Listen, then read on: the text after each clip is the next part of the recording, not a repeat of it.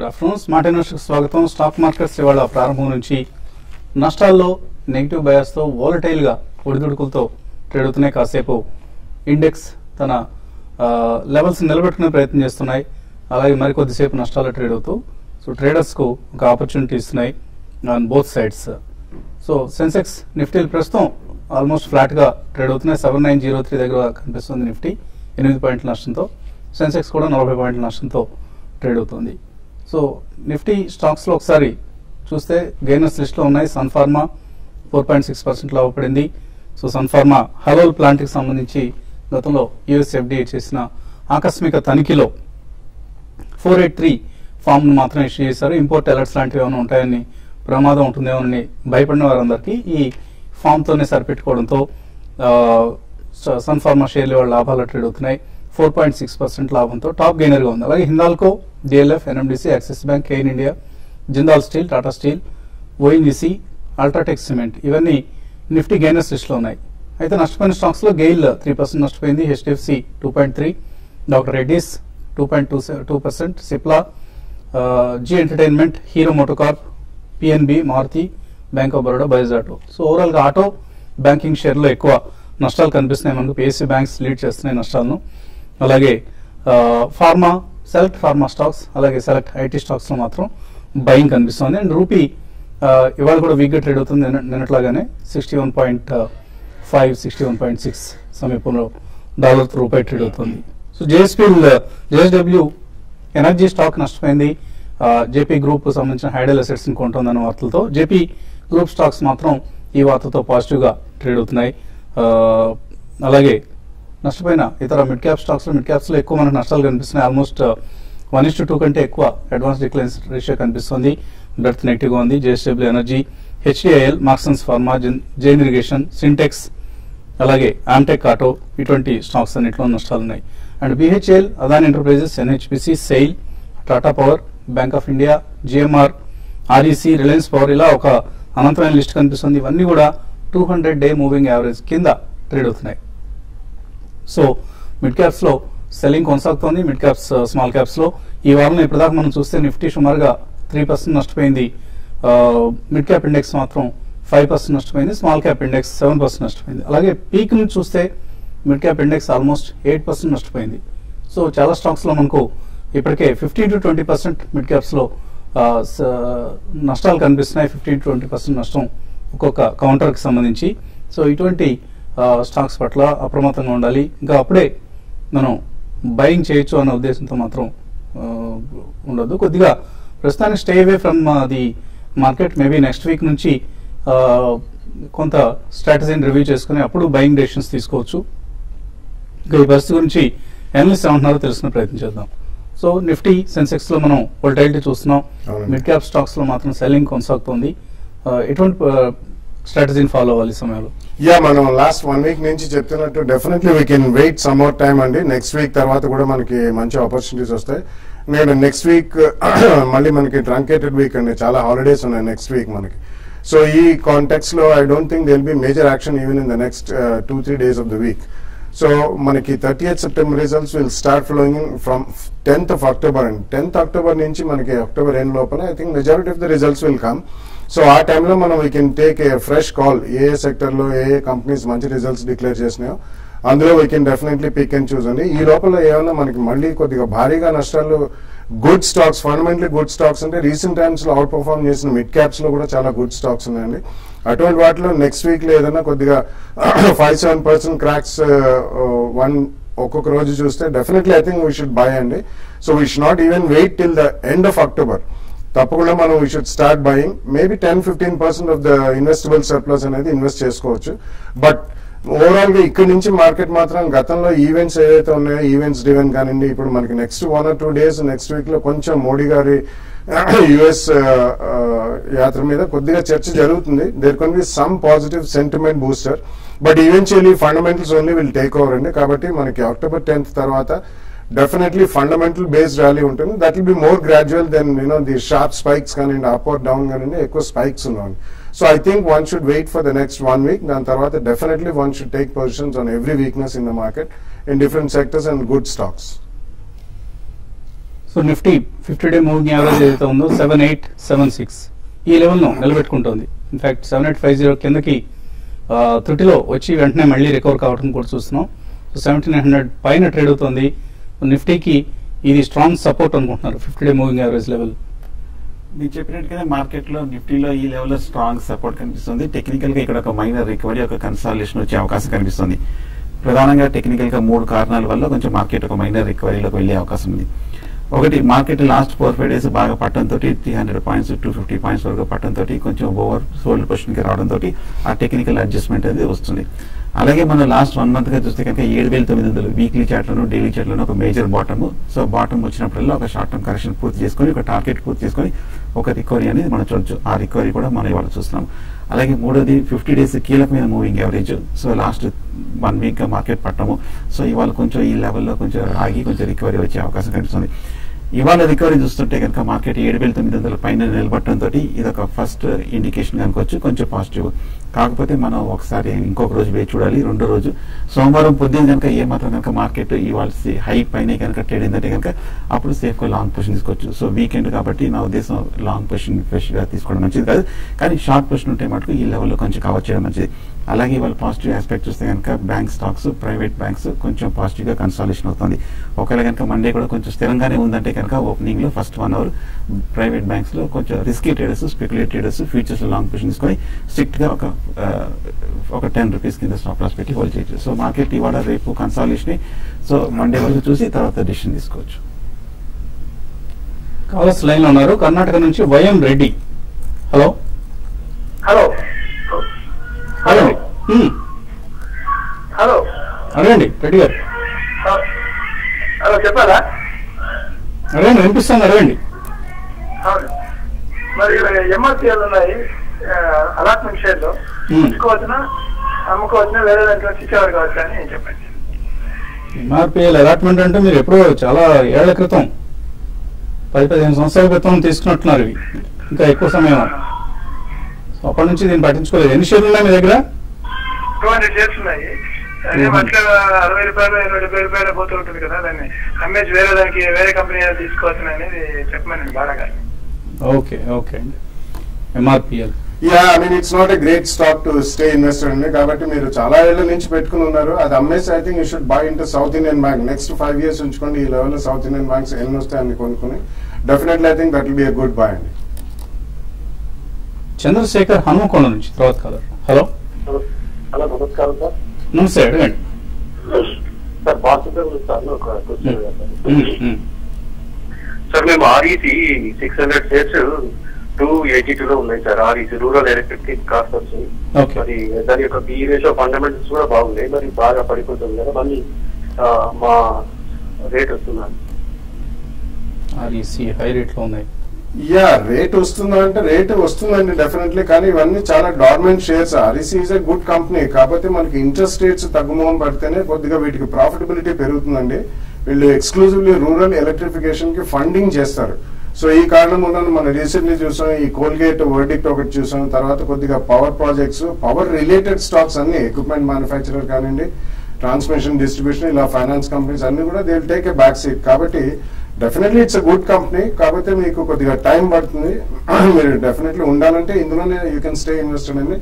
లేదంటే you can definitely switch out to private sector banks and non banking financial services companies. RECMS మీరు Sundaram finance, Bajaj finance ఇటువంటి కొనుక్కోండి. High price అని చూడొద్దు. Definitely they are more fundamentally sound shares. అటువంటి వాటికి switch అవుతాం. రాజేష్ హైదరాబాద్ నుంచి తర్వాత కాలర్. హలో హలో, అడగండి రాజేష్.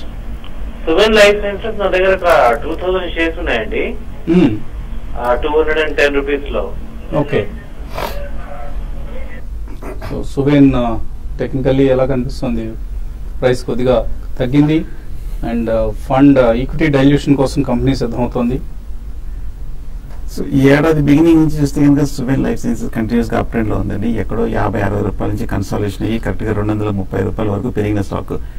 టెక్నికల్ గా మన వీక్లీ మంత్లీ చార్ట్లు చూస్తే కనుక కంటిన్యూస్ బులిష్ ట్రెండ్ వచ్చింది. కాబట్టి క్లోజర్ టు 220, 230 దగ్గర రెసిస్టెన్స్ తీసుకొని కొంచెం ఓవర్ బాట్ పొజిషన్ వల్ల కొంచెం పట్టడం జరిగింది.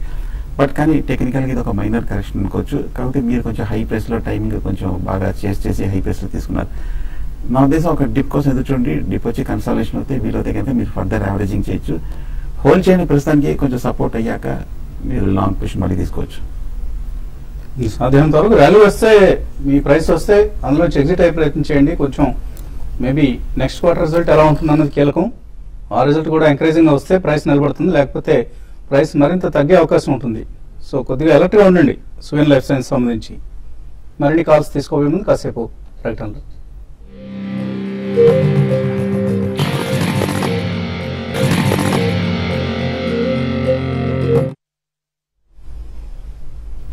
స్మార్ట్ న్యూస్ తిరిగి స్వాగతం. 7907 దగ్గర ట్రేడ్ అవుతుంది. నిఫ్టీ ఫ్లాట్ గా ట్రేడ్ అవుతుంది నిన్నటి లెవెల్స్ తో పోలిస్తే. విజయవాడ నుంచి శ్రీనివాస్ లైన్ ఉన్నారు.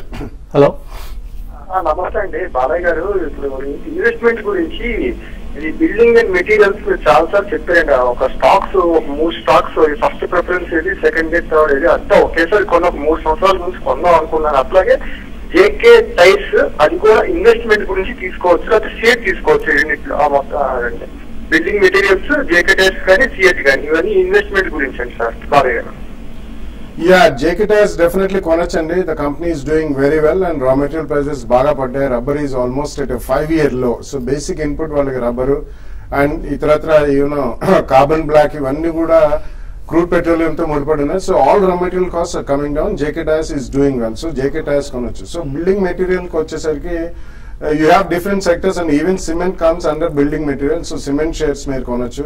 సిమెంట్ షేర్స్ లో మేబీ హైడల్బర్గ్ ఆర్ చిన్న వాటిలో కూడా చూసుకున్నా మీరు even Gujarat Ambuja you can buy అండి. Similarly Century Ply and Green Ply, plywood organise sector లో these are 2 good companies which are listed అండి. అలాగే మీరు హిందుస్థాన్ శానిటరీ ఒకటి, తర్వాత సోమాని, అంటే వీళ్ళందరూ శానిటరీ వేర్ లో ఉన్నారండి కంప్లీట్లీ. అంటే కొన్ని హై ప్రైస్ ఉన్నాయి లైక్ కజారియా అండ్ సెరా, ఇవన్నీ బాగా పెరిగినాయి but still they have a good future. So Somani ఒకటి, హిందుస్థాన్ శానిటరీ, ఈ 2 కూడా బాగానే ఉంటాయండి. సో ఇలా ఈ 2-3 సెక్టర్స్ లో definitely you can take exposure అండి. చెన్నై నుంచి శ్రీనివాస్ తర్వాత. హలో హలో, అడగండి శ్రీనివాస్. నమస్తే సార్. నమస్తే, అడగండి. సార్ ఇది GMP auto and JB chemicals నేను ఆల్రెడీ కొన్ని షేర్స్ హోల్డ్ చేస్తున్నాను సార్. తర్వాత సౌత్ ఇండియన్ బ్యాంక్ కూడా, so I'm going to buy some 500 shares. ఇంకొక 35,000 నుంచి 40,000 ఇన్వెస్ట్ చేద్దాం అనుకున్నాను. ఏదైనా ఓ మంచి ఇండస్ట్రీస్ ఒక 4-5 షేర్స్ ఏమన్నా సజెస్ట్ చేస్తారని కాల్ చేశాను. జేఎంటీ ఆటోవా? ఏ రేట్లో కొన్నారు? JMT auto and JB chemicals. A rates లో తీస్తున్నారు ఇవి? జేబీ కెమికల్స్ 190 రూపీస్ లో తీసుకున్నాను సార్. ఓకే. జేఎంటీ ఆటో 150 లో తీసుకున్నాను సార్. ఓకే అండి. జేఎంటీ ఆటో చేస్తే కనుక ఈ మధ్య రీసెంట్ లోనే తీసుకున్నారండి. ఆ తర్వాత కొంచెం కార్పొరేట్ యాక్షన్ వల్ల 122 దాకా పడి మళ్ళీ కొంచెం ఈ మధ్య కొంచెం 160 వరకు పెరగడం జరిగింది. టైమింగ్ అడ్వాంటేజ్ కూడా ఉంది. టెక్నికల్ గా కూడా కొంచెం పాజిటివ్ గానే కనిపిస్తుంది. జేఎంటీ ఆటో ఓవరాల్ గా సెక్టర్ కూడా పాజిటివ్ గానే కనిపిస్తుంది కాబట్టి డెఫినెట్ గా మీరు హోల్డ్ చేయొచ్చు. జేబీ కెమికల్స్ కూడా హోల్డ్ చేయండి. ఫండమెంటల్ కూడా అనలిస్టులు స్ట్రాంగ్ గా చెప్తున్నారు, పాజిటివ్ గానే కనిపిస్తుంది. టెక్నికల్ గా ఈ మధ్యన కొంచెం ఒక మైనర్ రియాక్షన్ వస్తుంది తప్ప కానీ ఓవరాల్ గా అండర్లైనింగ్ ట్రెండ్ బులిష్ గానే కనిపిస్తుంది. 2 స్టాక్స్ ప్రస్తుతానికి మీరు హోల్డ్ చేయొచ్చు. శ్రీకాకుళం నుంచి రాజు లైన్ లో ఉన్నారు. హలో, అదేండి రాజు. సార్ ఇప్పుడు power stocks Adani power, R power బాగా తక్కువ రేట్లు ఉన్నాయి కదా, తీసుకోవచ్చు అంటారా? ఇలా ఫైనాన్షియల్ సెక్టర్ లోని రిలయన్స్ క్యాపిటల్ అలాంటి రెండింటిలో ఒకటి సెలెక్ట్ చేయండి సార్. అవి పవర్ స్టాక్స్ ఎవరు చేయాలనుకుంటున్నాను, ఇప్పుడు చేయొచ్చా? నెక్స్ట్ ఆగడం బెస్ట్. ఈ 2 మీరు హై రేట్స్ లో కొన్నారా? ఉన్నాయి sir, Adani power, Reliance power 2 ఉన్నాయి. ఎవరు చేయొచ్చా? చేయకండి, యావరేజ్ చేయకండి. సెక్టర్ సంబంధించిన కన్సర్న్స్, ప్రాబ్లమ్స్ చాలా ఉన్నాయి. అవన్నీ పరిష్కారం అయితే కానీ ఈ స్టాక్స్ లో మళ్ళీ మనం పూర్వ వైభవం చూడలేం. యా, మనం actually last even couple of years నుంచి కూడా కంటిన్యూస్లీ చెప్తూనే ఉన్నాం అంటే power stocks are basically bought, అంటే ప్రపంచవ్యాప్తంగా కూడా they are bought more for dividend yield. ఇవన్నీ యూటిలిటీ స్టాక్స్ అండి. మనకి పవర్ డెఫిసిట్ కంట్రీ కాబట్టి స్లైట్లీ మనకి గ్రోత్ స్టాక్స్ కింద మనం భావించవచ్చు. కానీ పవర్ స్టాక్స్ లో అంత రిటర్న్ రాదని, ఎందుకంటే వీటికి ఈక్విటీ క్యాపిటల్ చాలా హ్యూజ్ గా ఉంటుంది. వీళ్ళ ఎక్స్పాన్షన్ అయినప్పుడల్లా ఈక్విటీ డైల్యూషన్ ఉంటుంది. కాబట్టి మీరు డెఫినెట్లీ యావరేజ్ మాత్రం చేయొద్దు. ఉన్న పవర్ స్టాక్స్ కూడా ఒకవేళ మీకు రేట్ టు రేట్ వచ్చినా కానీ I think you should definitely shift over to some other sector అండి. ఎందుకంటే లాంగ్ టర్మ్ లో చిన్న ఇన్వెస్టర్స్ పవర్ స్టాక్స్ లో they will never make good money. అంటే మల్టీ బ్యాగర్స్ కాదు, ఈవెన్ ఒక నార్మల్ రేట్ ఆఫ్ రిటర్న్ వేరే స్టాక్స్ తో వేరే సెక్టర్స్ తో కంపేర్ చేసుకుంటే తక్కువ వస్తుంది. బ్యాంకింగ్ స్టాక్స్ అన్నారు maybe you can buy, or NBFCs అంటే I think you can buy maybe Sundaram finance, Bajaj finance, capital first, ఇటువంటివి దే హ్యావ్ గుడ్ ఫ్యూచర్ అండి. Definitely I think you should buy them on every recline. తర్వాత తిరుపతి నుంచి Sridhar. Hello industries 500 లో కొన్నాను, ఒక సుబ్రోస్ 71 లో కొన్నాను, బోర్డల్ కెమికల్స్ 52 లో కొన్నాను. అది ఎందుకో డౌన్ రేంజ్ కొనుక్కున్నాను. వీటి గురించి ఫండమెంటల్స్. ఫస్ట్ స్టాక్ ఏమన్నారు మీరు అడిగింది? Okay, Subros and Bodal chemicals అయితే మనకు అర్థమయ్యాయి. Yeah, Subros definitely retain చేయండి. Bodal chemicals definitely last almost 10-12 days నుంచి అది లోవర్ సర్క్యూట్ కొడుతుంది. బేసిక్లీ దానికి కారణం ఏంటంటే ఈ డైస్టఫ్స్, పిగ్మెంట్స్, దాని ఇంటర్మీడియట్స్ చేసే కంపెనీస్ అన్నిటికీ కూడా last quarter results were extremely strong అండి, లాస్ట్ 1 or 2 quarters. ఎందుకంటే అది టర్న్ అరౌండ్ సెక్టర్. అందుకని అవి ఒక్కొక్కటి ఆల్మోస్ట్ 5-10 బ్యాగర్స్ అయినాయండి. అండ్ రీసెంట్లీ చాలా మంది అనలిస్ట్ రిపోర్ట్స్ కూడా వచ్చాయి. Even major broking houses and even securities సంబంధించిన హెచ్డిఎఫ్సి సెక్యూరిటీస్ వాళ్ళు they also come out with special report.